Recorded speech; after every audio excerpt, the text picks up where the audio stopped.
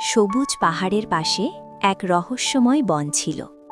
সেই বনের মাঝখানে থাকত এক ছোট্ট হরিণছানা, নাম তার নীলা।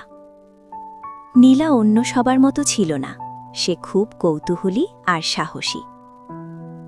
একদিন খেলতে খেলতে সে বনের গভীরে চলে গেল। হঠাৎ সে দেখল একটা পুরনো উজ্জ্বল পাথর মাটির ওপর পড়ে আছে। পাথরটা ছুঁতেই চারদিকে নীল আলো ছড়িয়ে পড়ল। মুহূর্তের মধ্যে নীলা বুঝতে পারল সে এখন সব প্রাণীর ভাষা বুঝতে পারছে।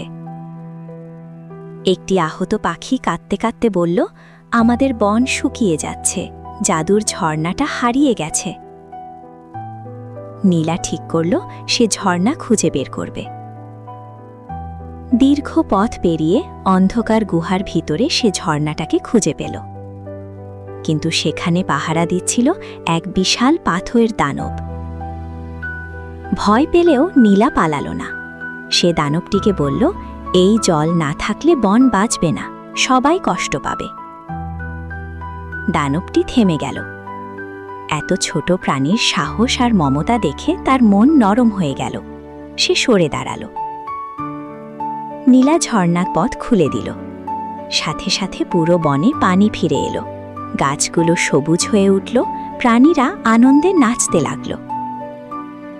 নীলার শরীরের জাদুর আলো ধীরে ধীরে মিলিয়ে গেল, কিন্তু তার সাহস আর দয়ার গল্প বনের সবাই মনে রাখল চিরদিন।